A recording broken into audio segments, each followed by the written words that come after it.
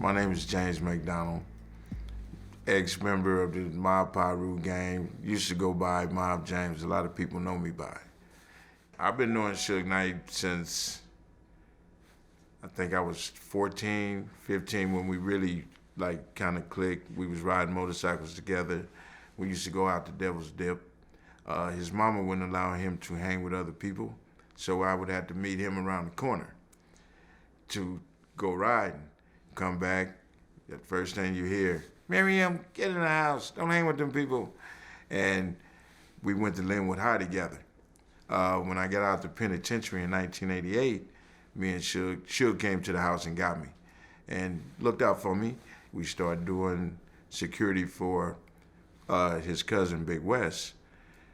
And we started doing the Budweiser Superfest, and from there, it went to Fern Hill Records. From that, it went to Death Row. And this is where we at now. I was an active gang member. We don't have the big homie thing. We didn't do the big homie thing. We didn't do, that's the OG. We had older guys in there, but we didn't have leaders. We did us, and everything was, when I say us, was together. I never had a leader. I wouldn't consider that and didn't consider myself as a leader. I was a willing participant, should I say. We was doing us. Nobody from the mob knew Suge. Nobody from the mob ever dealt with Suge, but me. When Suge came and got me, I brung everybody else. I introduced everybody to Suge. We was behind the scene thugs, pretty much, and we took care of the rough part. Alton and all of them, meaning Buntry, my brother, everybody was in the penitentiary. And when they was getting out the penitentiary, we started recruiting him. I started bringing him in. And that's how he know everybody. You know, Suge asked me, how many Bloods can you get? I need everybody at the concert. How many you want? So we wind up 45, 50 cats up there, behind stage. It's nothing but Bloods. So he's starting to meet these guys, and he's looking like, damn, Suge is amazed. Never been around that many Bloods in his life. So from that point, when you got so many Bloods now, and this is all you got, and all these guys are from the penitentiary. From the penitentiary. He's seen the reaction of other people backstage. Like, they didn't want to mess with Suge because of this. Suge went to college. 90% of us ain't went no college, we ain't went nowhere, but Suge came to the hood and used that, and he manipulated, and he did his thing. When one of the homies got mad at Suge, his only way out of that was to pay his way out of that, and everybody accepted that. Even myself, I'm guilty of it. When I was mad at Suge, you said, whoop, whoop, whoop. Hey, man, go to the office, I got something for you, man. Okay. Oh, 2,500? I'm gonna get mad at him all the time.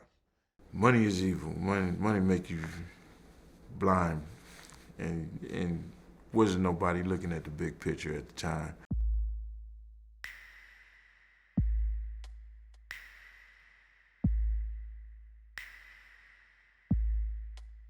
Well, I met Tupac when Suge was initially trying to get him out of jail, and it was a good look for Death Row because Suge passed up a lot of good people, Bow Wow, a lot of people. So when he got Tupac out of jail, Tupac came straight from the airport to the studio and started working. I mean, he was in there rapping, doing his thing. Everything came to him. Food, girls, jewelry, clothes, whatever. Everything came right there to him. When I met him, he seemed cool. When he got more comfortable, should I say, in Death Row, then his demeanor, he changed into something he totally wasn't. But he wasn't from the Mob Piru. And when he started acting like he was from the hood, now we got a problem. But it wasn't a problem because he was bringing money. You know what I'm saying? And this way everybody failed to realize and stop looking at the big picture. Like in the hood, you got brothers, they got to get jumped in or they got to be real good. If you saying this dude gonna make us fat, okay, he cool. There's no rules. So he came in like that. And once he got there, and he started hanging and just started seeing how the homies walked. He started walking like that. All of a sudden, he popped up with a mob tattoo. That's something is something everybody just don't go get because they from the hood. Wait a minute, you ain't been here a day. You ain't from the hood. You ain't spilled no blood. You ain't did no drive-bys. You ain't shoot nobody. You ain't doing nothing. So he didn't earn that. He didn't earn that. Now this is how I feel. We got a lot of brothers dead behind MOB. You know what I'm saying? And then he come in and just because you a rapper, you think you could put the mob on you. I didn't like it. When he came with Suge, I asked Suge, why do we got that on there? Oh, man, you know he with it. You know, shit, he finna be one of us. I'm outnumbered now because everybody is liking Tupac. Everybody is liking Suge now. Everybody is, they got Suge back now. Everybody is saying, okay, I ain't gotta rob no more. I ain't gotta do this no more. So everybody got Suge back and more, Mob, you tripping. You drinking too much. Mob, you on one. No, I'm not on one, but this is us. He just can't walk in here and be that dude. You know what I'm saying? So everything that was wrong was right for everybody else because they was getting money from these cats.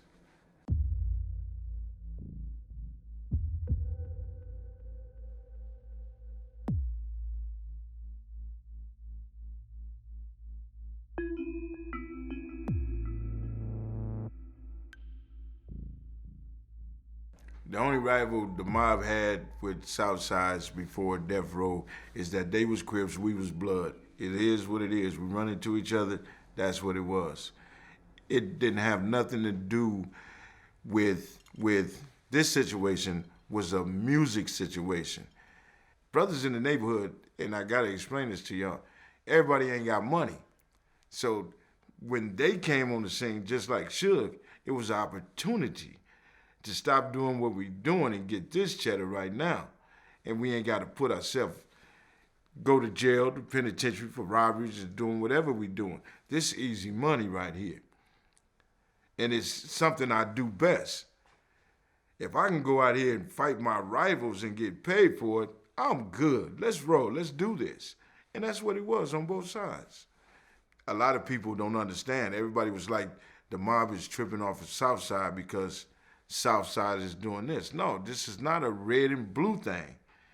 It turns into that because this is how your perception is because this is what you see. Two different gangs in Compton, never liked each other, why should we? And here they are, they're getting paid for beating up each other, trying to snatch jewelry because they're getting paid for it.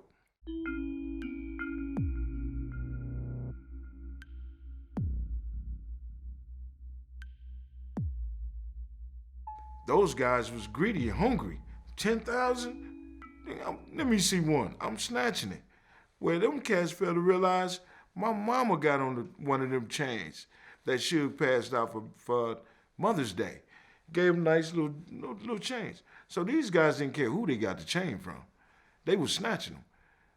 Oh no, now y'all in violation. You know what I'm saying? So then this is when this incident happened at the mall. Now it's bigger than that. Well, everybody know who it was. Trayvon got his shit snatched, or they tried to snatch his shit. He fought, he got his chain back. Now we got a problem. These cats done crossed the line. They done got at one of the homies.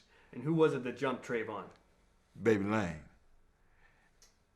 He's with the business. And everybody's sitting there talking about, oh, he's just doing it for the money. No, this is something Baby Lane do. He's a gangbanger. He's with it. He's not the young cat, and give him credit. He was with it. You know what I'm saying? And Trayvon, he wasn't finna let him do it. He couldn't come back to our circle and say, they got me. So he did what he had to do to keep it. So now there's a problem. Now everybody is flared up. Oh, this how they getting down? Oh, for 10 grand, this is what he want to do? Now there's all eyes on me. We see you, we getting you. And everybody failed to realize Suge ain't getting in this car with you to go over there and get at these cats. You know what I'm saying? They didn't understand it. And they sure didn't want to hear me. So, okay, let them do what they do. That chain escalated everything. So nothing mattered last year, last week, or the day before that. What he did trying to get that chain puts us where we at now. We got to get these cats.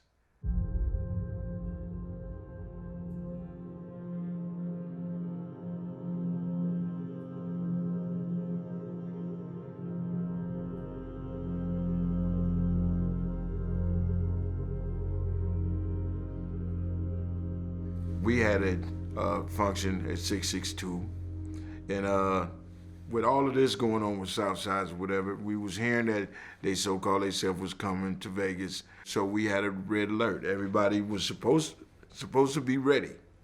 Me and the majority of the other guys from the neighborhood was at 662. I was watching the front door and the back. I was out on the parking lot in front of the club. I see the Cadillac. That's Southside right there. So it's some other police up there, and they took off. They said about maybe 5 minutes, and they left. When they left, I called out to them and told them that Southside's up here. So we was ready at 662. I don't know what they left for. Like I said, they said like 5 minutes. I'm standing right here. They was parked like right where the driveway is. When you go in the driveway to go to the back, they stopped right there. But at first he had like as if they was finna come in. So I'm standing right here. I think, I'm not sure if it was Hen Dog or somebody, but they was standing right here. And I said, that's Southside right there. When they saw us there, so he probably just like, no, maybe this ain't the right time. This is whoop whoop. They probably seen all the police that was around over there, and they drove off. I don't know what was on his mind, but they didn't stay there. After that, I'm doing my job. So then we get the phone call that Tupac and Suge just got shot. What? Now, this incident that happened at the MGM was not supposed to happen, but they bumped heads with each other. And when they seen each other, the incident happened.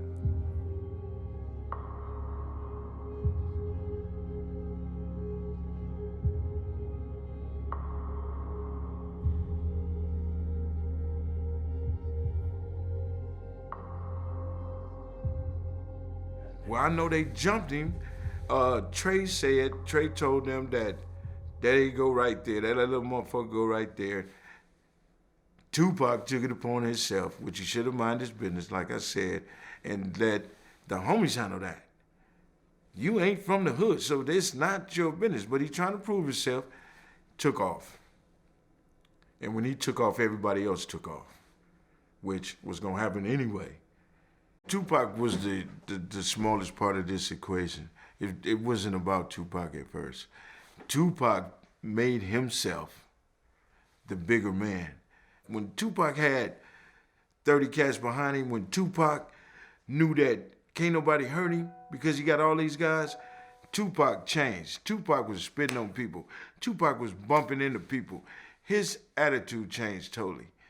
And this is what led to Tupac's demise. Because if Tupac would have minded his business, he had all these the gangsters that was gonna take care of that anyway.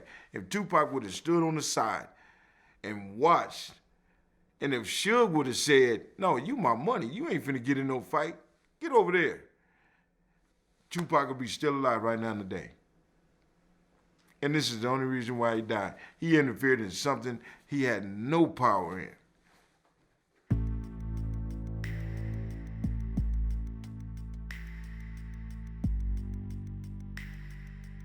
Everybody is like going crazy. Is he all right? What's going on?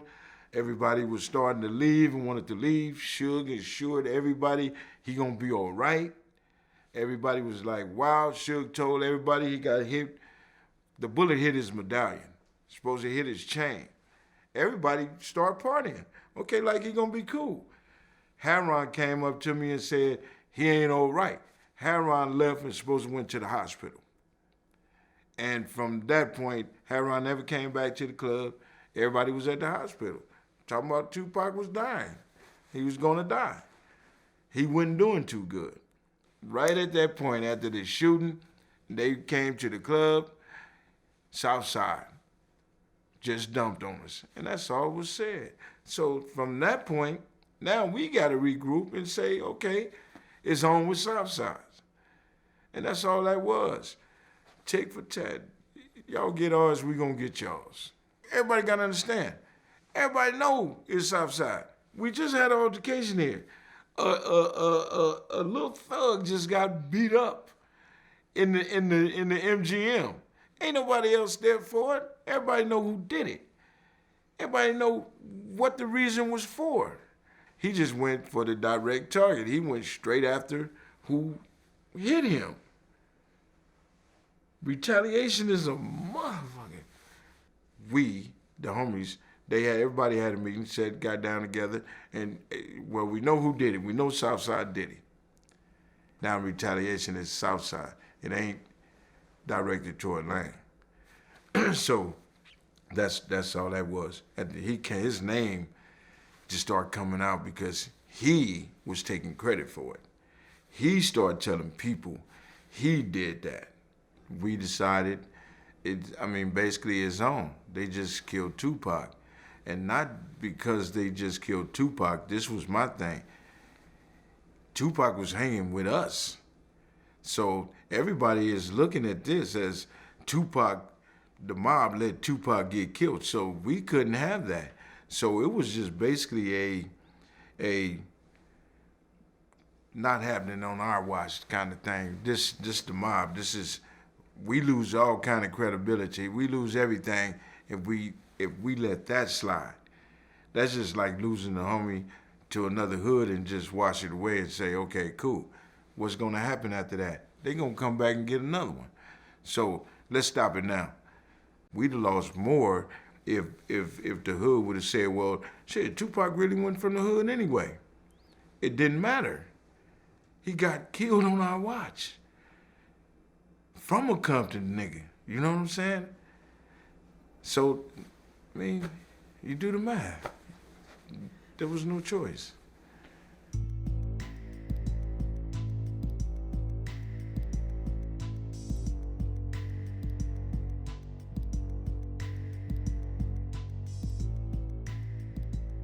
Well, if you stop coming and hanging in a certain area, ain't nobody finna go out there looking for you.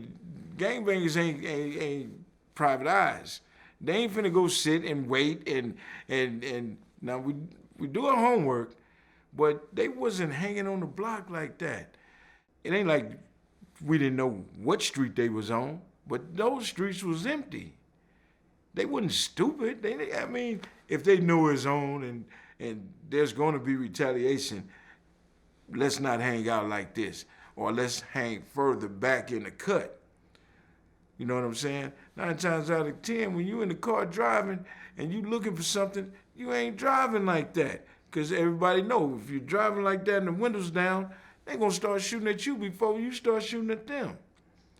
Everybody in the neighborhood know that. So riding around looking for something, you don't see it, let's roll.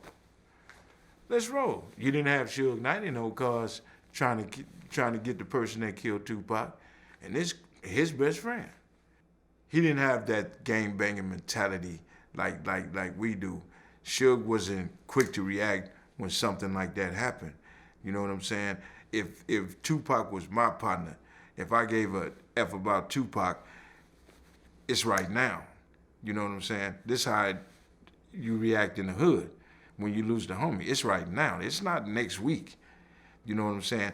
After it was discussed, which everybody, after the meeting, after the gathering, after that conversation, he should have been ready.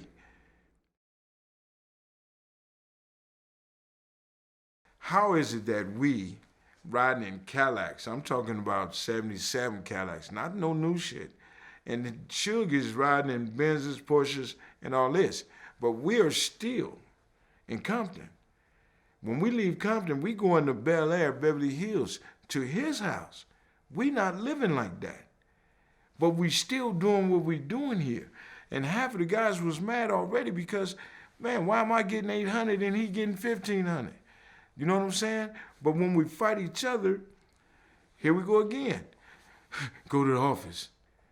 He giving you a check. He gonna put you in an apartment. He gonna give you a motorcycle. He gonna give you a car. Sooner or later, he gonna try to take it back. You know what I'm saying? When he went to jail, Suge told everybody to turn their cars in. One cat out of all of them said, nigga, fuck you. When he got a pink slip made and sold the car and got his money out of it. You know what I'm saying? Suge wasn't worth it at that point. So when I felt that it was time to go, it was already crumbling. It was already tore up and nothing changed. It was getting worse and worse every day you go to the office. Everybody was unhappy. If you get any cat in here, Trayvon or anybody that worked for Death Row and say they was happy, he's a damn lie. Look at his financial records. Ain't nobody got no money that worked for Death Row.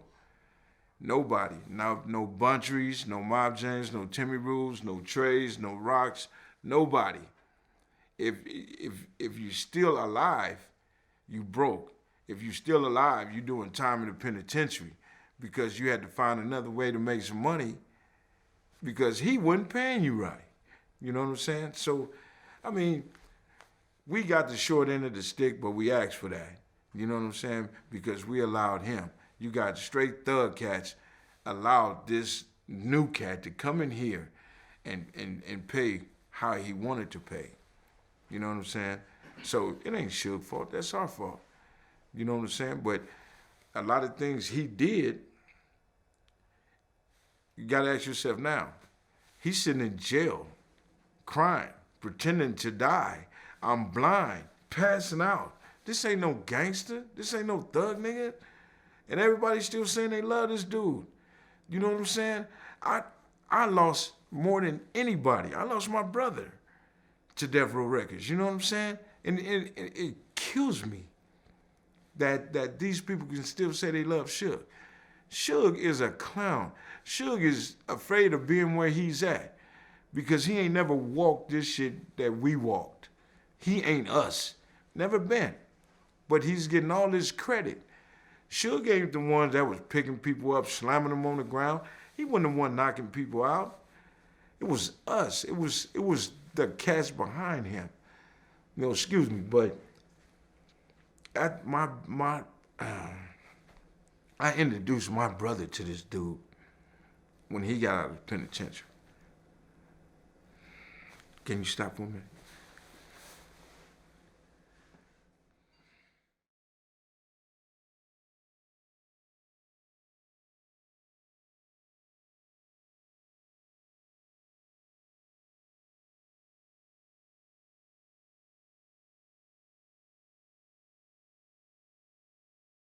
Everybody that passed in this circle is all inside. It's not. My brother didn't die by no Crips. The homies, his friends, we breaking bread. And for Suge money, none of us got it. At the end of the day, everybody broke. Everybody is broke. Everybody is still in the hood. You know what I'm saying? Ain't nobody got nothing. So it was a waste of time and a waste of lives. Tupac and everybody else from up under that. It was a waste. A lot of people got their own assumptions. Everybody is saying what they want to say, but a lot of people that is talking are on the outside of this. A lot of people that is talking heard it from him, and him. And then when they bring the story to me, it's watered down. Or it's souped up so it sounds good. Now I want to listen to you talk. Totally, everybody that was there should say their piece. I mean, it's a relief for me because, I mean, it's like, my brother been gone 15 years now. 15 years now. You don't hear nothing about him. You don't hear nobody speaking on him. All you hear is, Buntry was the driver. Buntry did this. Mob James was in the van. It's more to him, for me, than just that. You know what I'm saying? What did he really do for Death Row? How was they really getting down in Death Row? Every February the 5th, I go through something. And that's my brother's birthday. I go can I call it guilt? Yes. I just feel a certain kind of way about it. And, you know, I don't care what people say, how they feel about me. You know what I'm saying? I don't care about none of that. I just think it's time. It's time. And I feel good letting it out. I feel good saying fuck Suge. I feel good that people know how I feel and what type of cat y'all really liking. He ain't the one, totally different from what they see. They can't say I'm lying. That's one thing they can't say. They can't say, oh, he wasn't there. They can't say that. They can't say, he don't know Suge. Yes, I do. I brought him here to you niggas. You know what I'm saying? They can't say that.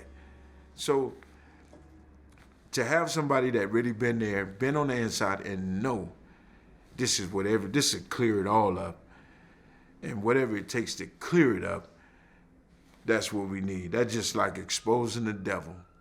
And that's why I'm here. That's the only thing that matters to me. Exposing the devil.